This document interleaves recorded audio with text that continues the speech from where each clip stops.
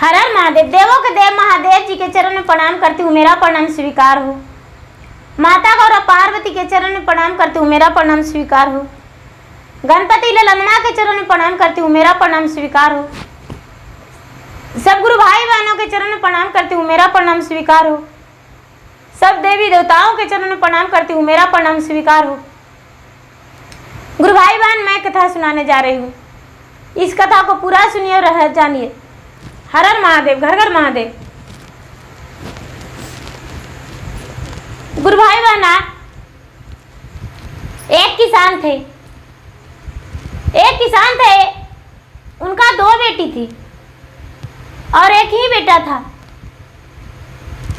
गुरु भाई बहना, वो किसान को जो बड़ी बेटी थी वो अमीर घराने में थी। उनका कोई कमी नहीं था, उनका घर जो था खूब सुंदर बना हुआ था। उनके घर कोई धन संपत्ति का कमी नहीं था। और छोटी बहना जो थी, छोटी बेटी किसान का, वो गरीब घर में थी। तो गुरु भाई बहना, उसका हर दुख था घर में, उसे कोई नहीं प्यार करते थे। गुरु भाई बहना, रक्षाबंधन का दिन आया। जब रक्षाबंधन का दिन आया तो बड़ी बहन आई राखी बांधने के लिए। तो बड़ी बहन के लिए भाई और भाभी बड़े स्वागत किए, उनके लिए तरह तरह के भोजन बनवाए और उनके लिए सुंदर सा साड़ी मंगवाए, उन्हें नेक देने के लिए, विदा करने के लिए।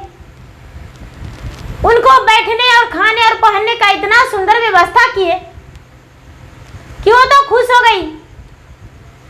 गुरु भाई बहना, कुछ ही देरी बाद उस किसान को छोटी बेटी आई। जब छोटी बेटी आई तो अंदर गई तो उसकी भाभी कहती है कि अरे तू नीच आदमी हो, तू तुच्छ आदमी हो, तू गरीब हो, तू मेरे पति का राखी नहीं बांधो, क्योंकि तुम्हारा राखी बांधने से मेरा पति गरीब हो जाएंगे, हम भी गरीब हो जाएंगे। नहीं नहीं, मेरा पति का राखी नहीं बांधो। गुरु भाई बहना, उसका जो भाई थे, भाई भी बहन का बहुत बड़ा अपमान किए और बोले, हे बहन, जैसे तू आई हो उसी तरह अपना घर लौट जाओ, क्योंकि तुमसे हम राखी बंधाने वाले नहीं हैं, हम नहीं राखी बंधवाएंगे। जा बहन, तू चली जा। गुरु भाई बहना, बहन बोलती है, हे भैया, तू मुझे कुछ मत देना भैया, हम कभी तुमसे जिंदगी में नहीं मांगेंगे, लेकिन मेरा जो एक कच्चे धागा है, अपना कलाई दे दो भैया, हम तुम्हारा कलाई में बांध देंगे और उसके बाद हम चले जाएंगे। उसकी भाभी कहती है, अरे देख क्या रहे हैं, इसको धक्के मार के निकाल दो। ये फटी साड़ियां और ऊंची आवाजें, इसको मत सुनिए। ये राखी बांध के बैठ जाएगी, भोजन मांगेगी, पहनने को लिए साड़ियां मांगेगी। नहीं नहीं, इसे हटा दीजिए। गुरु भाई बहना, और रोने लगी। रोते रोते वो लौट आई और रास्ते में आकर रोने लगी। महादेव जी कहते हैं अपने पार्वती से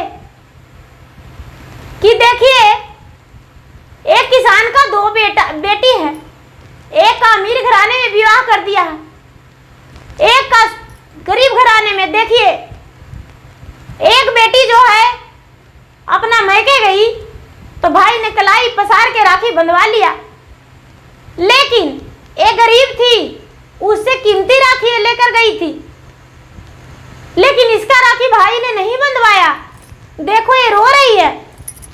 गुरु भाई बहना, पार्वती कहते हैं, महादेव जी, ये राखी लेकर लौट जाएगी तो इसका सास, ननद, ससुर सब उल्हन देंगे, कहेंगे इसका भाई राखी नहीं बंधवाया। आखिर क्या कारण हो सकता है? नहीं महादेव जी, इसे राखी लौटाने मत दीजिए। पार्वती कहते हैं देखिए आगे आगे होता है क्या, आप देखते तो जाइए। गुरु भाई बहना, जब वो आगे बढ़ी तो एक नाग उसका रास्ता टेक लिया। नाग रास्ता टेक लिया और टेक कर और नाग बोला, हे बहन तू कहाँ जा रही हो? बोला भाई, नाग भाई, मेरा भाई ने राखी नहीं बंधवाया, मैं घर लौटा जा रहा हूं। गुरु भाई बहना, नाग बोला, हे बहन, मेरा भी बहन नहीं है, यदि तू मेरा कलाई पे राखी बांध देगी तो तू मेरा बहन, हम तुम्हारा भाई हो जाएंगे। गुरु भाई बहना ए बैठ गई और कहती कि भैया हम कहाँ राखी बांधे। नाग अपना शरीर निछावर कर दिया, शरीर पे लेट गया और बोला मेरा शरीर पे राखी बांध दो।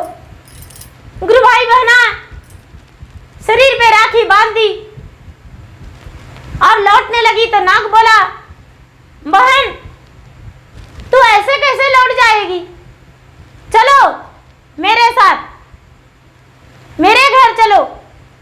माँ बोलेगी तू किससे राखी बंधवाया है, तो हम क्या बोलेंगे। गुरु भाई बहना उसके साथ ये बेचारी चली गई। जब गई तो कहती बहन मेरा पूंछ पकड़ लो। उसका पूंछ पकड़ लिए और उसका जब मान में लात धरे तो अंदर से सुंदर सा घर दिखाई दिया। गुरु भाई बहना जब सुंदर सा घर दिखाई दिया तो ये जो शिष्या बहना थी बेचारी देखती है कि अरे यहाँ तो पूरा घर में नाग ही नाग लौट रहा है। अपने माँ को बोला, नाग माँ ये मेरा बहन है, मुझे राखी बांधी है। अपना पत्नी के बोला। गुरु भाई बहना उसका जो पत्नी थी नागिन, इच्छाधारी नागिन थी, ए नाग इच्छाधारी नाग था। रात में रुक जाने के बाद वो नागिन बोलती है, सुनिए आप तो इसे ले आए हैं बहन बनाकर, लेकिन इसे खाली हाथ कैसे विदा करेंगे, इसे तो कुछ देना होगा। चलिए हम लोग इंसानी रूप धर लेते हैं और बच्चे को इस पे छोड़ देते हैं। गुरु भाई बहना उनका पत्नी बोली, देखो ननद जी, इस घर में खाने पीने का सामान है, इस घर में सोने का है, इस घर में आप बैठिएगा, लेकिन ये जो घर है इसका ताला नहीं खोलिएगा। बोले ठीक है। गुरु भाई बहना जब वो बेचारी इच्छाधारी नागिन इच्छाधारी नाग दोनों वहां से चले गए बाजार लाने को लिए इनके लिए साड़ी वस्त्र, तो ये सोचती है कि अरे सारा तो खोलने को लिए दे दिए बोले, लेकिन ये वाला क्यों नहीं बोले हैं खोलने को लिए, जरा देखते हैं। खोल के देखने लगे तो देखते हैं कि उसमें एक बक्सा में बंद किया हुआ खाली सर्प का बच्चा है। गुरु भाई बहना जल्दी से ए सर्प का बच्चा को खोल देख के देखे कि कलवला रहा है तो बंद कर दिए। और जब बंद किए गुरु भाई बहना तो एक का पूंछ कट गया। जब एक का पूंछ कट गया तो सर्प छटपटाने लगा। पूंछ जो था पूंछ बेचारी साइड में धर दी। इसको लग रहा है कि हाय रे हाय, इसको कट गया पूंछ। आएगी भाभी तो बड़ी डांटेगी, भैया भी आएगा तो मुझे डांटेगा। हे भगवान भोलेनाथ, इसका पूंछ हो जाए। गुरु भाई बहना उसके जो इच्छाधारी नाग नाग और नागिन थी आए तो इसे क्या किए कि वस्त्र देकर विदा कर दिए और विदा करके और इसको खोले अपना बच्चे को तो देखा कि इसका पोंछ कटा हुआ है। इसका बच्चा बोला माँ वो जो कौन थी ये मेरा पोंछ काट दी। बोली बेटा वो फुआ था। बोले नहीं माँ हम उसे डांस लेंगे, मुझे छोड़ो। उसके माता पिता ने बहुत मना किए लेकिन इन्होंने नहीं माना। गुरु भाई बहना वो बेचारी आगे जाकर एक मंदिर था, मंदिर में चर्चा हो रहा था। ये बेचारी हाथ जोड़ के बैठ गई है, दया मांगने लगी कि हे भगवान, हे महादेव, हे भोलेनाथ, मेरा भाई तो मुझसे राखी बंधाया नहीं, मुझे कुछ दिया नहीं। मुंह बोली भाई एक नाग मिला, उन्होंने मुझसे राखी बंधवाया, मुझसे इतना बड़ा अपराध हो गया, उसका पोंछ ही कट गया। अब हम किस मुंह से उसके द्वार जाएंगे? हम कैसे उसे कहेंगे भैया उसका तो पोंछ ही कट गया। हे महादेव उस पे दया कर दीजिए। गुरु भाई बहना ये जो नाग का बच्चा था, नाग का बच्चा उसे वहां बैठे देखकर सोचा कि ये नीचे उतरेगी तो डांस लेंगे, लेकिन जब इसके बारे में ही दया मांग रही थी तो नाग का बच्चा सुनकर लौट आया और अपने माँ से बोला माँ ओ मेरा फुआ। मुंह बोली नहीं माँ मेरा असली फुआ थी। माँ वो मेरा फुआ असली थी क्योंकि वो जो मेरा फुआ थी माँ वो महादेव के मंदिर में मांग रही थी दया। देखो माँ मेरा इतना पूछ सोना का हो गया, देखो माँ उससे ज्यादा क्या हो सकता है।